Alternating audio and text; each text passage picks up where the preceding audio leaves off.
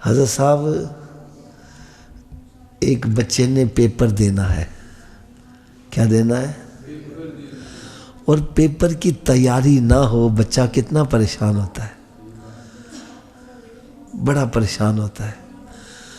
تو یار کبھی سوچا ہے کہ قیامت کے پیپروں کی ہم نے تیاری کی ہے؟ ہم نے تو کسی ایک پیپر کی بھی تیاری نہیں ہے. کسی ایک پیپر، کوئی نماز کی، کوئی روزے کی، کوئی حج کی، کوئی زکوٰۃ کی، کوئی صلہ رحمی کی، کوئی ماں باپ کے حقوق کی، کوئی رشتہ داروں کے حقوق کی، پڑوسیوں کے حقوق کی. کوئی ہم نے ذمہ داری ادا کی ہو، کوئی پیپر ہمارا کلیئر ہو.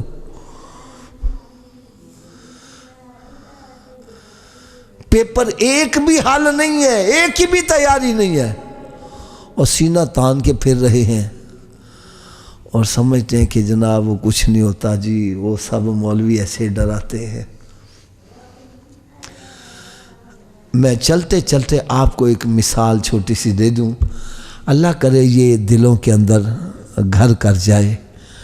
حضرت صاحب ایک کبوتر کے بارے میں یہ بات مشہور ہے، اس کے سامنے بلی آ جائے تو وہ کیا کرتا ہے؟ تھوڑا سوچئے بات، آنکھیں بند کر لیتا ہے. جب کبوتر آنکھیں بند کر لیتا ہے تو وہ سمجھتا ہے کہ میں بچ گیا، میں محفوظ ہو گیا. کیا یہ بات اس کی صحیح ہے؟ وہ جب آنکھیں بند کر لیتا ہے تو وہ اور زیادہ غیر محفوظ ہو جاتا ہے. بلی آرام سے دھڑم سے اس کو چپٹا مارتی اور مار کے ہوگا. وہ اپنے آپ کو دھوکہ دے رہا ہے. اسی طرح ہم بھی اپنے آپ کو دھوکہ دے رہے ہیں. ہم آخرت سے اپنی آنکھوں کو بند کر رہے ہیں، اور کچھ نہیں ہوتا ہو، کچھ نہیں ہوتا ہو، ایسے ہی ہے، ہو ایسا ہی ہے. کیا ہماری آنکھیں بند کرنے سے قیامت ٹل جائے گی؟ کیا ہماری آنکھیں بند کرنے سے حساب کتاب ٹل جائے گا؟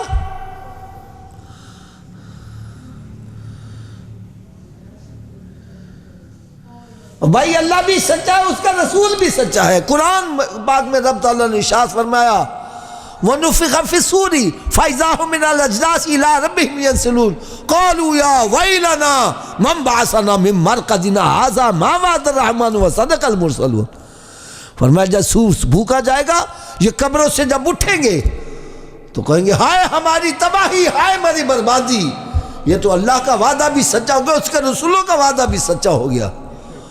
میں نے تو تیاری کچھ نہیں کی تھی، میں تو سمجھتا ایسی ایسی باتیں ہیں، آج تو سارا کچھ سامنے آ گیا ہے. اس وقت پچھتانے سے کوئی فائدہ حاصل نہیں ہوگا. ابھی ہے وقت، ابھی ہے وقت. آنکھوں کو کھول لو، قیامت کو سامنے رکھو، حساب کتاب کو سامنے رکھو. قرآن مجید فرقان حمید میں رب تعالیٰ نے ارشاد فرمایا وَأَمَّا مَنْ خَافَ مَقَامَ رَبِّهِ. یہ آیا مبارکہ غور سے سننا. وَأَمَّا مَنْ خَافَ مَقَامَ رَبِّهِ وَنَهَى النَّفْسَ عَنِ الْهَوَىٰ فَإِنَّ الْجَنَّةَ هِيَ الْمَأْوَىٰ. فرمایا جو اللہ تعالیٰ کی بارگاہ میں کھڑا ہونے سے ڈرا.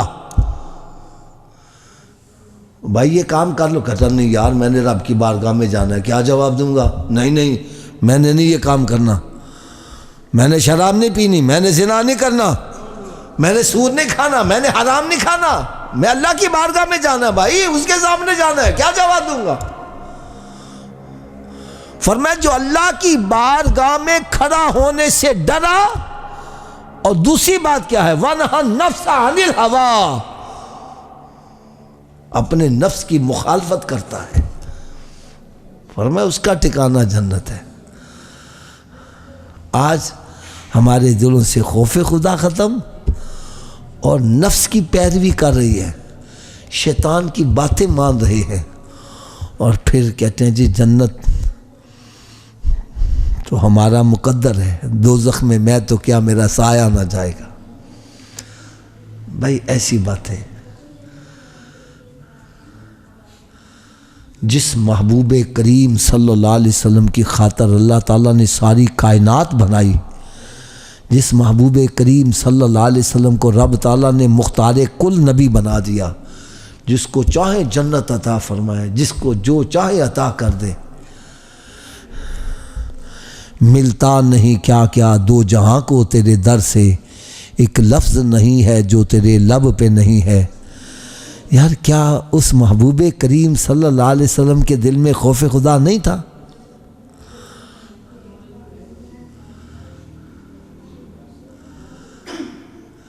جو مالک کو مختار بنا کے دے، جن کو اولین آخرین کے تمام علوم عطا کر دے، خزانوں کی کنیاں عطا کر دی، کیا ان کے دل میں خوف خدا نہیں تھا؟ حدیث مبارکہ میں آتا ہے کہ سرکار صلی اللہ علیہ وسلم کے سینہ اقدس پر جب ہاتھ رکھتے تو سینہ اس طرح کھولتا ہوا محسوس ہوتا تھا جیسے ہنڈیا کے اندر پانی ابل رہا ہے، کھول رہا ہے۔ عرض کی گئی یا رسول اللہ صلی اللہ علیہ وسلم یہ کیا؟ فرمایا یہ خوف خدا کی وجہ سے ہے، یہ خوف خدا کی وجہ سے۔ آج ہمارے پلے ککھ بھی نہیں ہے تو خوف خدا۔ خدا را قرآن مجید سمجھو، قرآن مجید پڑھو گے، اس کو سمجھو گے، یقین جانو یہ اندر صفائی کرتا چلا جاتا ہے، بندے کی اصلاح کرتا ہے۔ جس کی بدولت ہم نے سیدھا راستہ پکڑنا ہے، ہم نے اس کو پس پش ڈال دیا۔ قرآن مجید واضح طور پر کہہ رہا ہے وَنَهَا النَّفْسَ عَنِ الْهَوَىٰ فَإِنَّ الْجَنَّةَ هِيَ الْمَأْوَىٰ۔ جس نے اپنے نفس کی مخالفت کی اس کا ٹھکانہ جنت ہے۔ آج ہم نفس کی پیروی کر کے تو جنت کے طلبگار بن رہے ہیں۔ تو بھائی اس میں سوچو، غور و فکر کرو۔ اگر یہ بات سچی ہے اور یقیناً سچی ہے، کیونکہ میری بات غلط ہو سکتی ہے، اللہ کا پاک کلام تو غلط نہیں ہو سکتا۔ اللہ رب العزت نے ارشاد فرمایا وَيْلٌ لِكُلِّ هُمَزَةٍ لُمَزَةٍ، خرابی ہے، دوزخ ہے اس کے لیے جو لوگوں کے منہ پر عیب کرے اور پیٹھ پیچھے بدیاں کرے، اس بندے کے لیے دوزخ ٹھکانہ ہے۔ اللہ تعالیٰ سے دعا ہے کہ اللہ تعالیٰ ہم سب کو اپنی زبانوں کی حفاظت کرنے کی توفیق عطا فرمائے، اور کسی کے اندر عیب تلاش کرنے کی بجائے ہمیں اپنی اصلاح کرنے کی توفیق عطا فرمائے۔